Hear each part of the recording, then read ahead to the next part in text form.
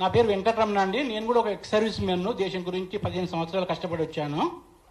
చిన్నప్పటి నుండి మా నాన్నగారు చెప్పేవాళ్ళు, కష్టపడి చదువుకొని గవర్నమెంట్ ఉద్యోగం చేసుకోండి అని. ఆ టైంలలో మాకు చాలా ఇబ్బందిగా ఉండేది. నేను ట్యూషన్ చెప్పుకొని కష్టపడ్డాను. కష్టపడి చిన్న ఉద్యోగం సంపాదించుకున్నాను. ఆ కోరికతో అంటే మేము కొద్దిగా బెటర్ పరిస్థితికి వచ్చినప్పుడు నా పిల్లలకు ఇంకా మంచి చదువు ఇప్పించాలని చెప్పేసి చాలా కష్టపడి మోటివేట్ చేసి పిల్లలను కష్టపడి చదివించుకుంటున్నాను. మా పాప కూడా అందుకు అనుగుణంగానే కష్టపడ్డది. మా బాధను అర్థం చేసుకుంది, చాలా కష్టపడ్డది. తనకు 31 ర్యాంక్ వచ్చిందండి. ఆమె ఎన్ఐటి వరంగల్లో బీటెక్ చేసింది. సెకండ్ ఇయర్ నుండే యూపీఎస్సీ ప్రిపరేషన్ గురించి కష్టపడుతున్నది. గత 5 సంవత్సరాల నుండి కష్టపడుతుంది సార్.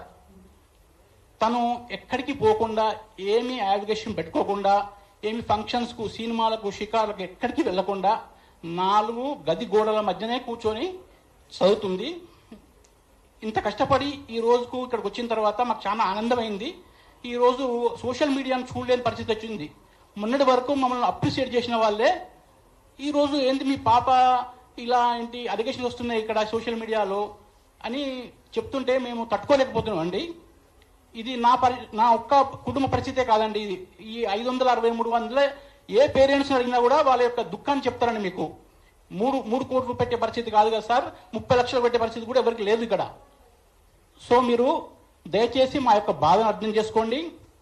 ప్రభుత్వానికి కూడా మేము చాలా కృతజ్ఞతాపూర్వకంగా ఉన్నాము. చాలా ఇప్పటివరకు పకడ్బందీగా చేసింది. ఈ కేసును గట్టిగా వాదించి మాకు న్యాయం చేయాలి. అలాగే రాజకీయ నాయకులకు ఏం చెప్తున్నామంటే, మీరు దయచేసి మీ రాజకీయ ఇష్యూస్ ఏమైనా ఉంటే మీరు తెలుసుకోండి, కానీ మా పిల్లలను ఒక పావులుగా వాడుకోకండి. వాళ్ళను ఈరోజు పిల్లలు మీరు అన్నట్టుగా చాలా మంది చెప్పారు, 563 పోస్టులు ఉంటే 4 లక్షల మంది 3 లక్షల మంది రాస్తే 563 పోస్టులే వస్తాయి. 564 అభ్యర్థికి కూడా ఉద్యోగం రాదు.